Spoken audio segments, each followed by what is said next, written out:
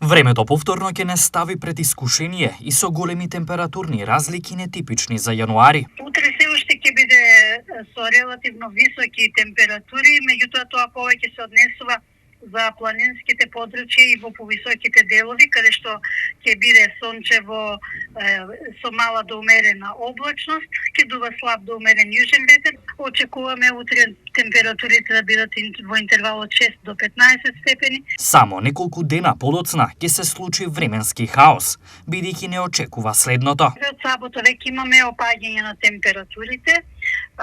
Тие ќе бидат во интервал од 5 до 10 степени дневните, додека во недела ќе опаднат уште за неколку степени, ќе имаме температури прогнозирани од 1 до 6, а во понеделник и пониски од -1 до 5 степени.